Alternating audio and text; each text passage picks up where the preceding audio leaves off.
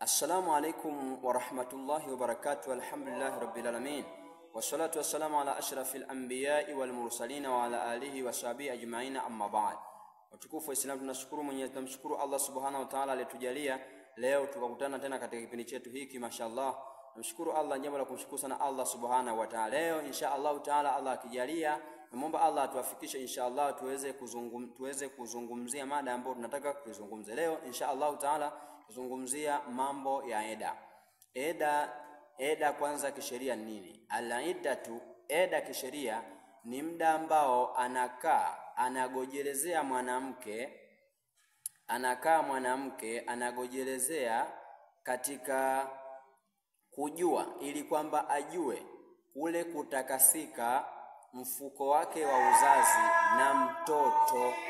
Yani anaachwa kule kukaa kule, kwamba ni muda ambao anagojelezea kwamba ili afahamu kwamba tumbo langu halina chochote kwa yule mme yule ambaye ameniacha, kwamba hakuna kwa maana kwamba isije ikapatikana mtoto akanasibika na mwingine. Huo ndio maana anakaa kuna muda ambao anakaa, sheria inamwambia akaa, ili kwamba ipatikane kutakasika yeye yule mwanamke yule mwanaume na mtoto kwa yule mwanamke.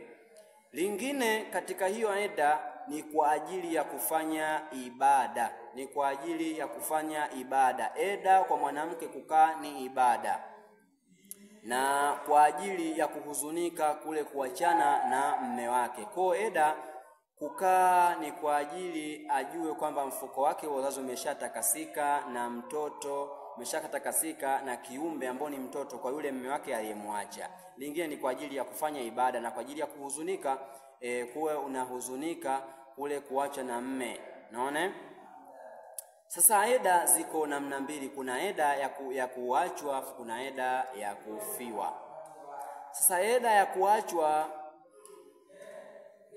ya kuachwa hivi ambao mme wako hajakufa, mme hajakufa ila wameachana tu hivi yule pale zimegawanyika.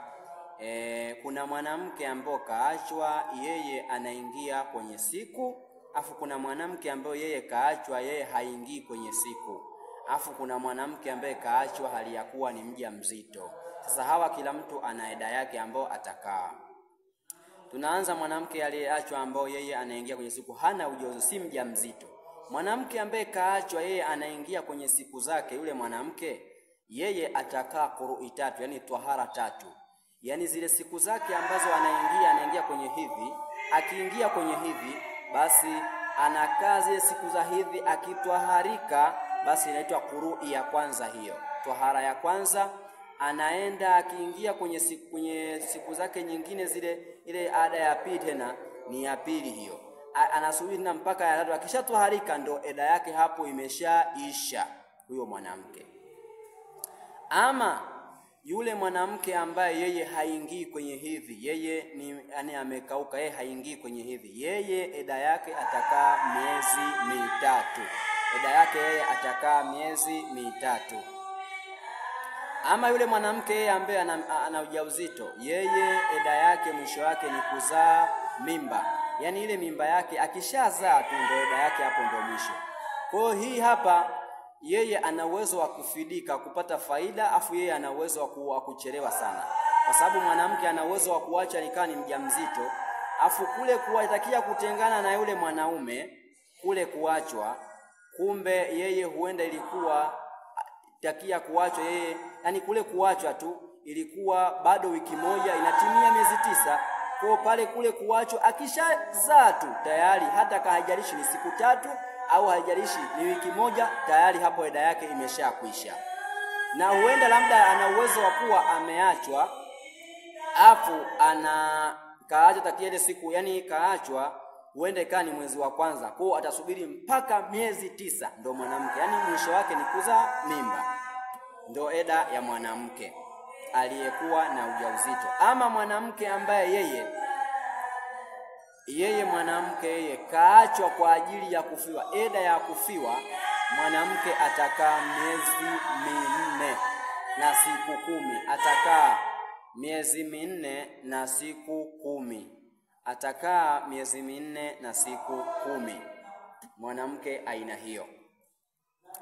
Ama kuna wanawake ambaye katika hiyo fungu la kwanza ambao tumelieleza, anatakiwa mwanaume ni wajibu kwake yeye kumhudumia mwanamke yule aliyemwacha.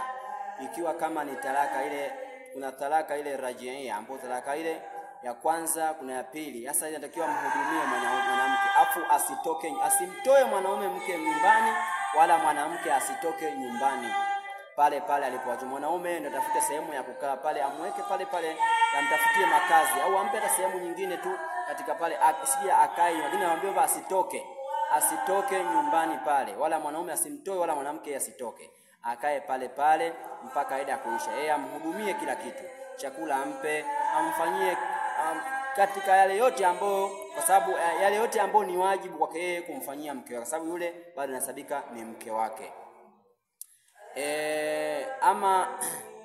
Kama tulivyozungumza hapo, naona kama imeshaeleweka.